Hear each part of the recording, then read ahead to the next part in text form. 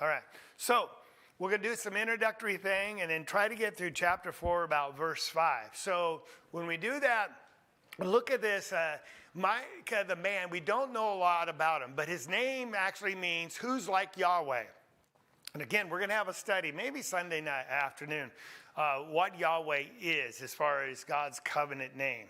And so it's only fitting because one of the memory verses you're all going to memorize out of this book, Julie, and she started laughing already, is chapter 7, verse 18. We've already looked at this verse before. Who is like a God like you who pardons iniquity and passes over rebellious acts of the remnant of his possession? That's where it says he delights in unchanging love and he loves to forgive, right? And so it's interesting, his name means who is like our God, and that's going to be part of the theme. Who is like our God? He will bring judgment, but he's really quick to forgive, right? And so his background, again, like I said, we don't know. If you look in verse 1, what does it say where he's from? Yeah, Morsheth, in the days of Jotham, Ahaz, Hezekiah, and we know those guys, right? They were kings of Israel and Judah. Ahab was a pretty wicked guy, a king of Israel, right? Hezekiah, what was he known for? Verse 1. Yeah, how so? He got rid of the high places. Yes. Syria crumbled. Okay, they tried to attack him and God defended them. But he was a king of reform. And he brought some reform in back to him, and there was faithfulness. And so he was known for his faithfulness. And so we know exactly when Micah prophesied. It was during the time frame of these kings. But it says he's from Morsheth. That's about 25 miles southwest of Jerusalem. It's on the border between the Philistine territory and the edge of Judah. It was countryside. And so that's why they say he was probably a country preacher, right? Raised out there. But it doesn't matter who God calls. If he's going to inspire him through the Spirit, the message is still from God. And so that's what it says. The word of the Lord, which came to Micah. The individual is immaterial. The fact that it's the word of the Lord that came to him. And so listen up, all right? Now, remember Hezekiah, because we're going to come back to him towards the end of the class. I think it's very interesting. All right. Now, so when we look at this, he spoke to both Judah and Israel. Remember, it's a divided kingdom. We'll show a map of that again. Somewhere between his whole time of prophesying, 735 to 686, that's a wide time frame. When was Israel taken to captivity? That's a quiz question. 722. So that'd be right in the middle of this section right here. And so in the Hebrew Bible, they call it the Book of the 12. It'd be the 6th book. It's the 3rd book in the Greek Bible. It's the 6th book in our minor prophets as well. And in many ways, it's called a mini Isaiah because Isaiah was a contemporary prophet. And I don't want you to memorize any of this, but you look at Micah, the things he talked about in his language is very, very similar to Isaiah. Now, did he copy him? No. Why would it be similar? Verse 1.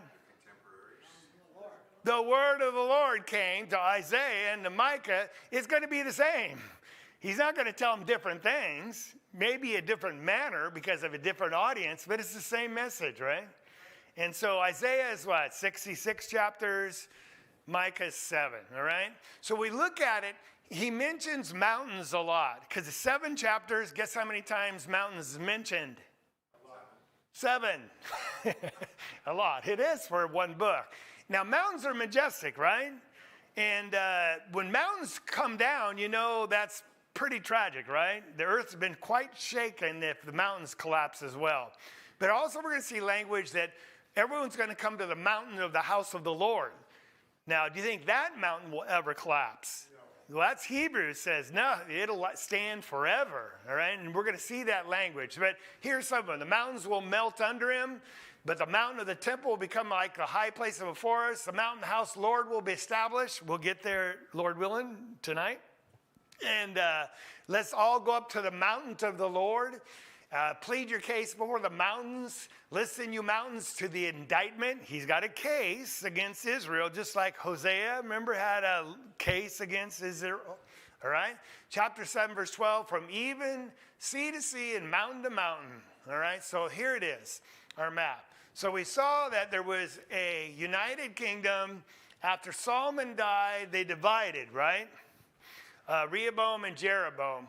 And they worshiped the two tribes down in Judah, in Jerusalem. Where did they worship the other 10 tribes? Okay. And they referred often to as Samaria, right? And the golden calves were there. So Joel was probably pre-division. Hosea was right before the captivity, because he warned them about that. So it's pre-exile of Assyrian captivity. And that's right where we're going to put Micah. He speaks to both the southern tribes and the northern tribes. And he's warning Israel, you're going to go into Assyrian captivity. And it actually happens in 722. Now, why did not Judah go into captivity and never come back? They were more faithful. Not really. Because of the Promise to Abraham. Good. Right, Clint, you're going to say that. Because God said, through thy seed, Christ is going to come. So he has to preserve a remnant, doesn't he? All right? So there's where we are, all right? I just wanted you to see that. And so when we look at it, there's 3 cycles in this book, so it's easy to outline. And a cycle, in other words, it repeats itself. Each cycle begins with the word here. So look in chapter 1, in verse 2. What does it say? Hear, O people, or hear, O Israel. Chapter 3, verse 1. Hear, listen. Yours says listen. Yeah, you have the New King James, right? Oh, yeah, you have the Holman. It's still here. Hear now, heads of Jacob, okay? Listen's fine. And so each section begins with that, and they both contain oracles. An oracle is a pronouncement of something. First, they include a pronouncement of judgment, but also a promise of some hope and restoration. And they're coupled together, like God's going to judge them for their sins, but if they repent, there will be restoration, right? And so we see that in each one of these sections, okay? So we're going to look at the first section and the third cycle, and then we'll finish with the third cycle. The first and the second, we'll finish with the third next week, Lord willing. So in this, we're going to see judgment against both Israel and Judah, the 10 tribes and the 2 tribes, right? And there's going to, in that, he's going to condemn the people for their social injustice, and you'll be shocked with actually what we read, because these are God's people, and some of the things they're doing, the language it uses is really unique. And then it ends with a promise of restoration. So this is going to be hard because I don't want to stay stuck with the slides. I want to read it, and so if I get behind the slides, forgive me, right? Okay, but notice verse 2. Hear, O people of you, listen, O earth, and all it contains, and let the Lord God be a witness against you. Does that sound like a legal case against his people?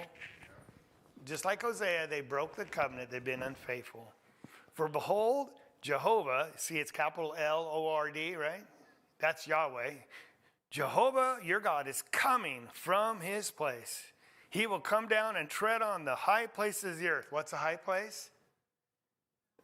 That's a mountain where they would establish idol altars. That's always a reference to idolatry. He's coming down against them. Verse 4, the mountains will melt under him. Now, last week, Max asked a good question, like, what do these things mean? And remember I said it's poetic? Are mountains literally going to melt? No. But if you saw a picture of mountains melting, what would you know? This is serious judgment. And with the mountains are actually melting, no one's going to withstand what's going to happen here. All right? Now, it's interesting. God said he's coming, but let's be careful. Who did he actually send to do this judgment? Assyria. And so Assyria, as wicked as they are, they're God's servant because he needs someone mean to punish his people, but then he'll deal with the Syrians later, all right? But does God literally come? No. Much of the language in the Old Testament, when it said God spoke to Abraham, it usually was the angel of the Lord, right? Or some other angel. But it's always said God is speaking to him, or God visited him. But it's usually through what? A representative, an angel. And here, when he says God's coming, it's through a nation, all right? The mountains, verse 4, will melt under him. The valleys will be split like wax before the fire. That's pretty graphic, isn't it? Like water poured down a steep place. And all this is for the rebellion of Jacob and for the sins of the house of Israel. What is the rebellion of Jacob? Is it not Samaria? In other words, the golden calves up there. Is it not Samaria? What is the high place of Judah? It's actually what? There's idolatry in Jerusalem where the temple should be. For I will make Samaria a heap of ruins in the open country, planting places for a vineyard. I'll pour her stones down into the valley. That's total destruction, and being a walled city would be destroyed. I will lay her bare, her foundations. All her idols will be smashed. All her earnings will be burned with fire, and all her images I will make desolate, for she collected them from a harlot's earnings. What does that language remind you of? Hosea. Because he's calling Israel a harlot because she broke her marriage covenant with Jehovah and has now bound herself to these idols, right?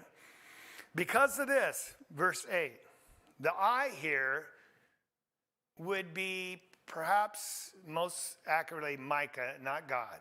He says what? I must, mine says lament and wail, mourn. I must go barefoot and naked. I must make a lament like the jackals and a mourning like the ostriches. Maybe the sound they would make. Now that's interesting. Some people, when they see the wicked get their upcomings in justice, they go, yeah. Is that the way Micah feels? No. These are his brethren. His brothers, it's his countrymen. We all were enemies at one point. Yeah. And he recognizes that. He weeps for them. He said, this doesn't give me any delight. But it was all promised in the covenant back in Deuteronomy. The day you are unfaithful to me. And has God been patient with them? Yeah, generations of it. Verse 9. Why? Because her wound is incurable. For it has come to Judah, it has reached the gate of my people, even to Jerusalem. And so we have this language, it's that God's coming judgment, and it's very graphic, but obviously it's very thorough, right? It's going to be like capital punishment, right? And he names the charges, rebellion, sins. Of course, then he says it's because of idolatry. And their idols are going to be smashed. Their earnings, all the money they've been making off it, all their image will be desolated. It's interesting. They're worshiping these idols as though they're going to help them somehow, right? And what are they going to do to help them? Absolutely nothing, all right? So it's interesting when you look at it. He laments because of it, but then he goes into some very interesting language, and I thought of Mariano, because Mariano, learning English is probably the hardest thing to do, right? Because I hear that from people from different countries, because English makes no sense. It's hard. And because it's probably a conglomeration. Boy, that didn't come out. See, it's English. A bunch of languages, and so the rules are weird. And so he picks up on puns, where a word, and he's always doing that. It's kind of funny. But we have one word that'll mean three things, like sell. Is that sell a boat or sell the boat for some money? Sell. C-E-L-L. Yeah, right. So, all right. So you get my point. And so there's going to be a lot of word plays on the cities in Israel and Judah, and he's going to use them graphically, and that's the sheet here. Did you get one? It was in the back, all right? And I just do this because I want you to see that when he's talking, it's very pointed. And if you don't understand some of the language here, what these names of these cities means, you won't understand the impact of what he's saying. He's pricking them, he's goading them, and trying to get them to repent. So let's go through some of it. Say, tell it not in Gath. Now, Gath is a city, you can find it on your map. You know what the word Gath means? To tell. And what is he saying? Don't tell it in Gath. Weep not at all. It says, and because actually it's going to be so sad, they're not going to want anyone to know what God has done to them. At Beth La Opera, roll yourself in the dust. Guess what that word means? Dust. Now, why would you roll yourself in dust? Yeah, it's lamenting, throwing ashes in the air, you're mourning. And so she says, roll yourself in dust. This is terrible what's coming. Go on your way, inhabitants of Hafer. Now, what does that one mean? Beautiful, because you're going to go away in what? When they're leading you and they gouge your king's eyes out, they did that. That was actually for Babylon, excuse me. But it's going to be a shameful thing. And it's not going to be beautiful. So see the play on the words that he's doing here? The inhabitants of Zaanan does not escape. That word means to go out. And so when you're going out, you're running from a burning house, you're escaping, right? And that's the idea of this place maybe was one of the cities of refuge, but the inhabitants, they're not going to escape. They're not going to go out. Because what do when the army surrounds them? They go to the city for shelter, and that's the last thing you want to do because they're going to starve you out or just overpower you. You're all going to die. And then he says, Beth Ezel, he will take you from you, it's your support. Now that's interesting. The word, this city means protection. They're like a nearby city. And so when you run to your brother pig's house, when your house of straw got blown down, you're going to the house of sticks for what? Protection. And when that gets blown down, you go to the next house nearby, the house made out of bricks. Well, where are you going to go if you're living in this town when the Syrians come? Nowhere. Its support will be taken from you. There will be no one nearby to run to. And so when you look at this, if you read through this, did you get it when you were reading through it? Any of this when you were reading through it? No, I didn't look up the words. No one would expect to. But if you speak in Hebrew, you would know that. Like, oh, he's a play on all these words. Does that make sense what we're saying? And so God is just masterful in how he does this. The inhabitants of Maroth, that means a bitterness. They'll becomes weak, waiting for good. They'll have bitterness because a calamity has come down from the Lord to the gates of Jerusalem. Harness the chariots, the teams of horses, so inhabit of Lachish. Now, that means fleas. Well, when you're harnessing the chariots or the horses, what are you doing? You're running. You're getting out of town, right? She was the beginning of sin to the daughters of Zion because in you were found the rebellious acts of Israel. Lachish, by the way, they're doing a lot of excavations there. It was quite a city, and it'd be nice to go there and dig on it. What's his name that's Ann has been there a lot? Luke Chandler. Do you guys know who he is? He came preach for us once at South. Yeah. So I just want to share with that because I think it helps you understand the color of all of this. All right. So this judgment goes on. Therefore, give parting gifts on behalf of Moresh Gath. That means bitterness. The house of Akzib will become a deception to the kings of Israel. And that's what it means. In other words, don't trust in what they're going to tell you. Moreover, I'm going to bring on you the one who takes possession, O inhabit of Marashah. And that means conquered. I'll bring on you the one who takes possession. That'd be the Assyrians. And they're going to take possession. They're going to conquer you, O conquered city. It's what it's called, right? The glory of Israel enter Adullam. And that means glory flees. And make yourself bald and cut off your hair. That's lamenting, right? Because the children of your delight, extend your baldness like the eagle, for they will go from you into exile. Who's going to go from you into exile? Read that again, last verse 16. The children. So this might be the old man or the grandparents. You know, and you might be left behind, but your children are going to be taken into exile. Would that be bitter? Can you imagine seeing that happen? This is terrible what's happening to these people. But now we're going to learn why, all right? So, yeah. Oh, you mean they knew, and yet did they repent? And is it any different today? We're preaching the gospel of God. Jesus coming again. There will be a judgment. This world will be destroyed. Yeah, right. Right. So we know too. So look at the next section here. So we went through, and now we're in chapter 2. Woe to those who scheme iniquity, who work out evil on their beds. When morning comes, they do it. So what are they doing during the night? They're plotting what they're going to do tomorrow, evil. Now, these aren't the criminals on the street. These are the leaders and the rulers of the city. So just keep that in mind. Huh? Oh, yeah. Remember Ahab and Jezebel when he wanted Naboth's vineyard? And he said, I'm not going to sell. What did Jezebel tell him to do? Just kill him. Kill him and take it. Okay, listen to this. When the morning comes, they do it, for in it is the power of their hands. What does that mean? Why do they do these devious things? Because they can. Because they're leaders, they're powerful. And when the powerful do so, how are you going to stop them? When they have all the military or the police or everything against you and they take you to court, you know?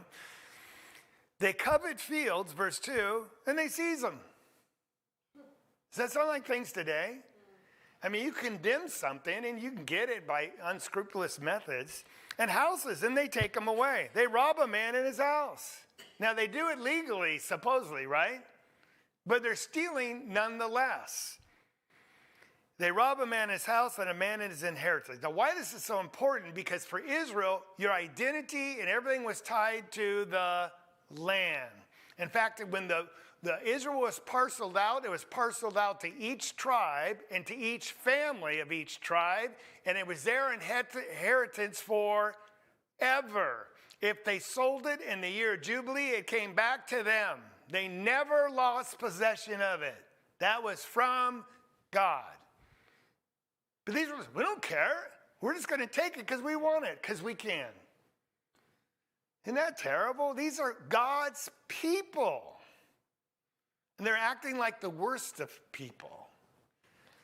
Verse 3, therefore, thus said Lord, behold, I'm planning against this family a calamity from which you cannot remove your necks, and you will not walk haughtily, and it will be an evil time. See, their head won't be lifted up, it'll be bowed down in shame.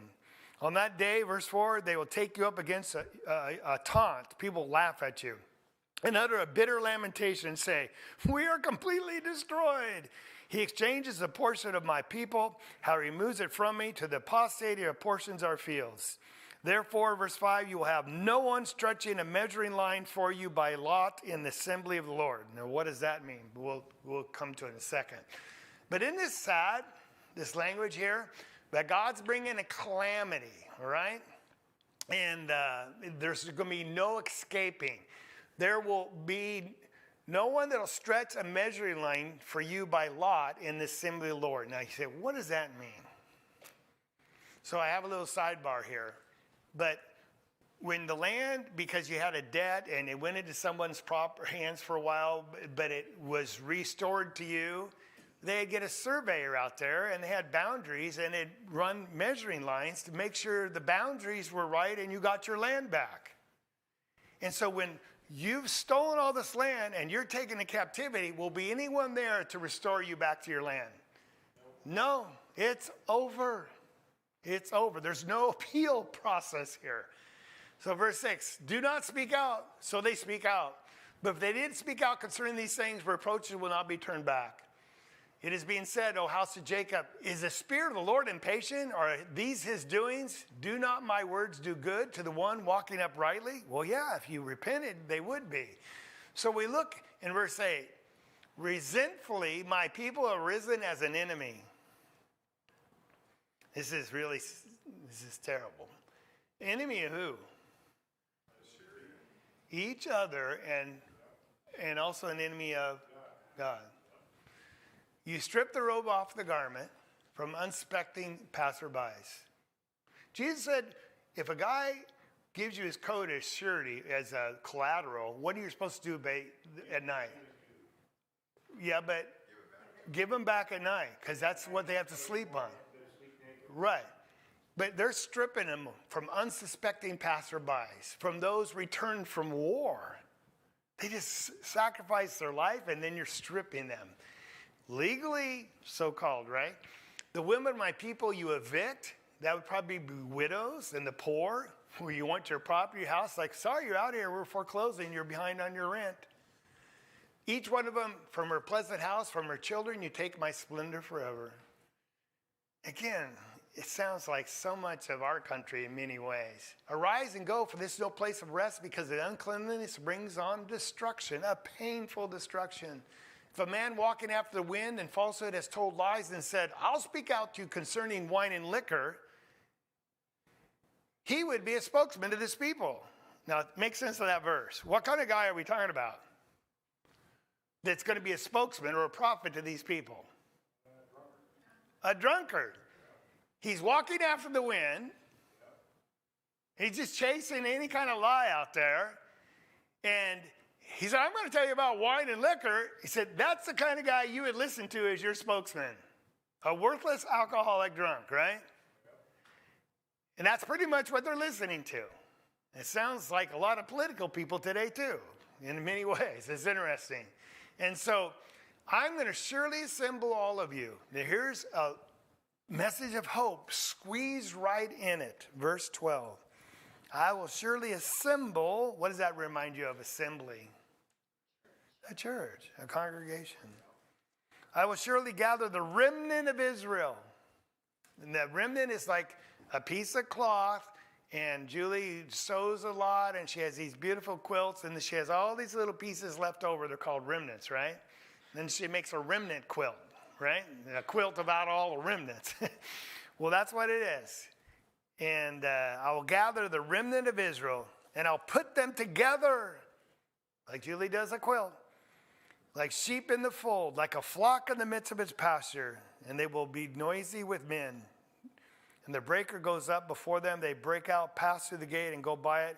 So their king goes on before them. That's probably a reference to Jesus. And the Lord will be at their head. He will lead them. Now, it's just a snippet, but it's a picture of what? Hope. Better days for the faithful remnant. Because when all of Israel is acting like this, does that mean all of Israel? There's always a what? A faithful few. Always. And today, let's say there's, I'll just throw a number out, 10 million Christians in the world, United States. I know it's more or less or huge. I don't know. But out of that 10 million, how many are actually faithful Christians that are serving God? I don't know. 500,000? A million? Who knows? But God knows. It's always a remnant.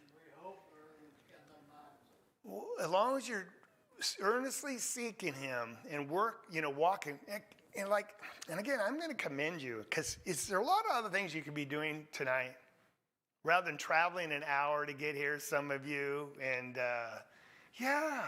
NBA basketball's on tonight if you like that, and it'd be nice eating outside if you had a nice dinner, but why are you here? Obviously, you're seeking something to fill your soul with in your heart and to get direction, to understand the will of God.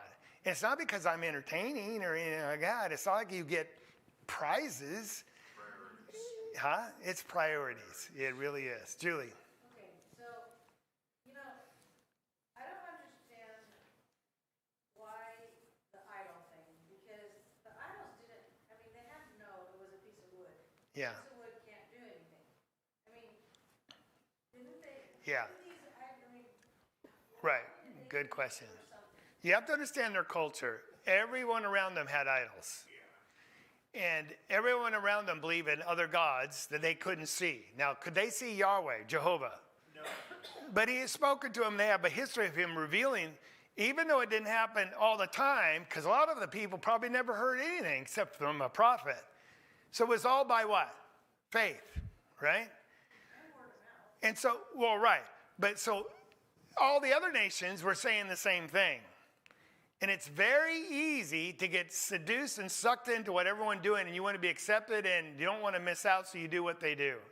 And it happens today. But how could they, I mean, God, Yeah. I mean, he actually did things that Yeah. he said he'd do. I mean, You're asking great questions. And that's why God is so upset with them.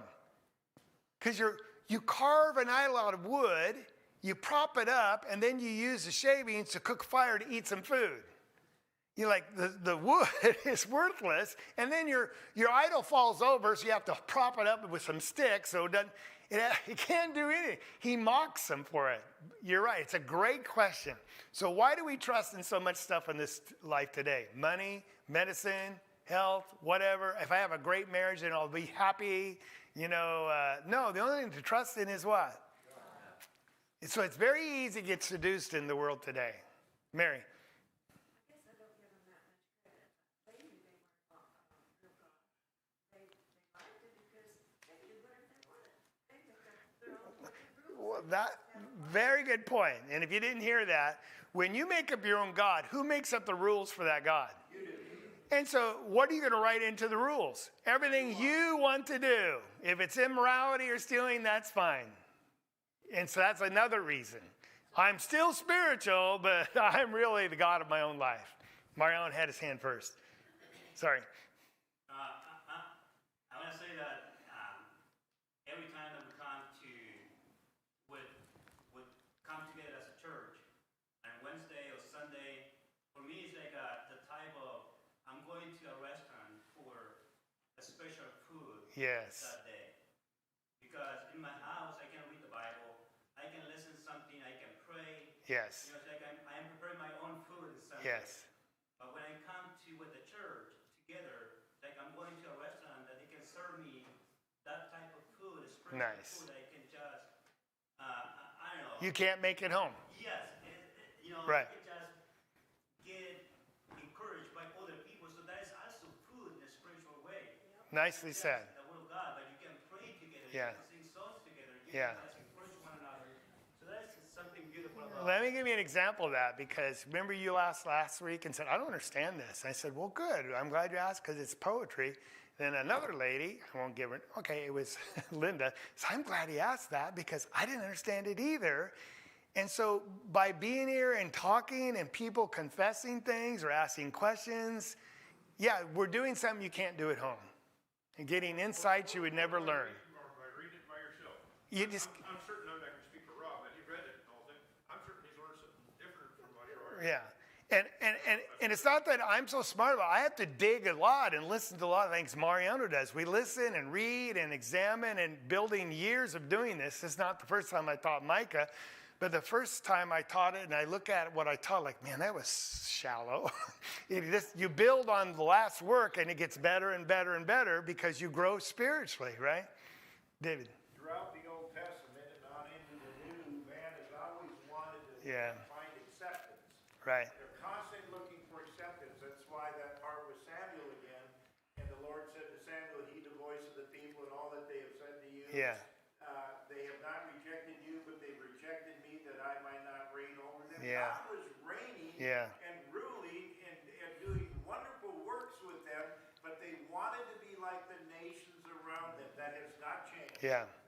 So, Julie asked a great question, and we need to wrestle with it ourselves. Make sure we're not doing the same, because it's easy to fall in that trap. I'm just going to say, it's just like Romans 15:4, the things written 4 times. For our instruction. Good. So we can learn from what mistakes they made. Oh, Carol, I'm sorry. Do these idols represent a person or someone? Yes, I mean, their idol, they looked at it, but they weren't worshiping the stone or they were worshiping the God that it was an image of.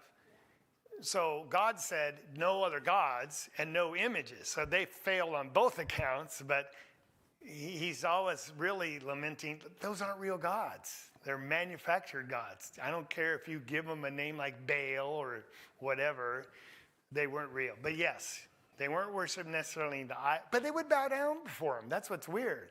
Catholics do that today. They're always bowing down before some graven image, aren't they? And I'm just call it the way it is. That's idolatry. And you bow down before who? God. Not an image of God, God. We don't bow down before his word. We bow down before God. Yes. When the prophet Balaam was hired by the Moabite Yeah. king to go ahead and curse the children of Israel, he wanted that to happen, and God never forgot that, and they were punished for that. Yeah. Blessed them instead of that. But the same thing later, that same prophet Balaam, which was a Yeah. bad prophet, Yeah. turned around and then enticed that king Yeah. to bring in the idol worship to the children of Israel. Yeah. They will fall for it, and bring in your daughters and your wives and do that. And Solomon, the wisest man in the world, brought in all these gods. You know, it's, Did the same thing. yeah, it's crazy, isn't it? So let's look at this second cycle, or here in chapter 3 now, actually, the second cycle begins. And I just want to read through it quickly because we're almost out of time.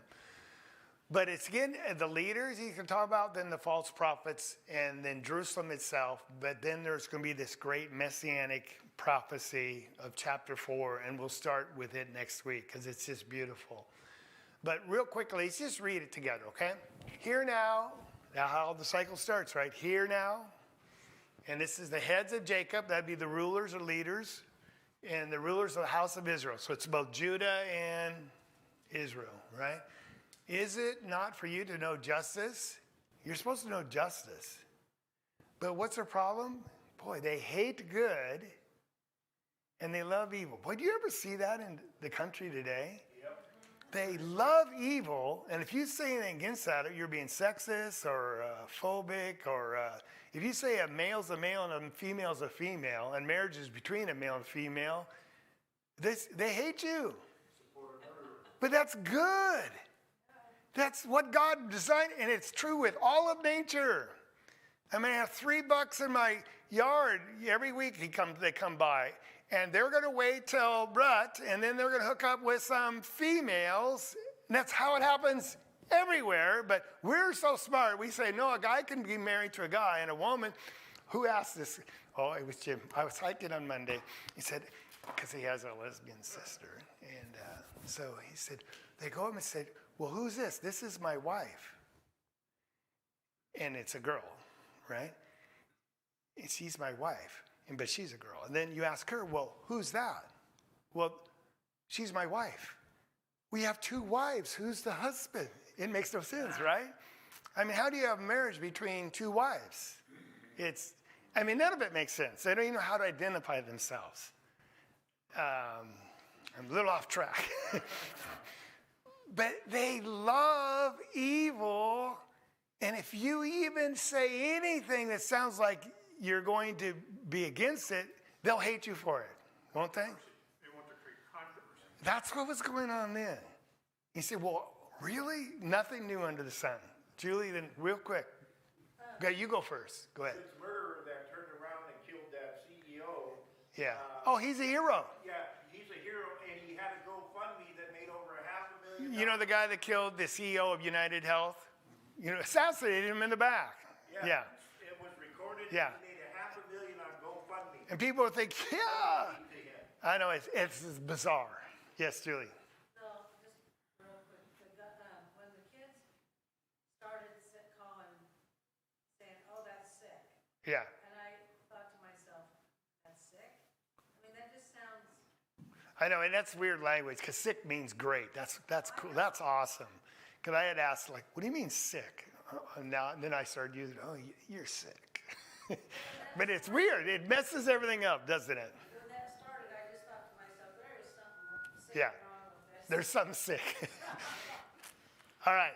Look at this. You tear off their skin from them and their flesh from their bones. You eat the flesh of my people. Strip off their skin from them and break their bones and chop them up as for the pot and meat in the kettle. Is this literal? Good question. And I'm going to say no. But when you're robbing the poor person, the guy coming back from war, the lady, the widow's house, you're stealing it. A guy comes back from war and you're taking the last thing he has. You're eating them. You're eating them alive. And he says that in 1 John, if you withhold the goods for your neighbor, and you're killing them slowly. When you have, that's what is necessary to keep them alive, and you don't love their brother who you can see, how can you say you love your God who you don't see? And when you withhold, you're murdering them slowly by withholding what is necessary to keep them alive. They're actively not just withholding, they're taking the things that keep them alive. They're eating them metaphorically. But that's how it views to God. Isn't it ugly? Yeah, Mariano. That's not, I think it's in the same, it is terrible. And I think also that those people in power, whoever that person is, they are responsible for God, for the power that they have. And if they're doing things that are not, good for others, they're responsible. So That's, whatever that person is in whatever country, that they are yes, just taking out from the people and just Yes. making them poor. yes. It is, they are, And you see that in Chile. You've seen that, right?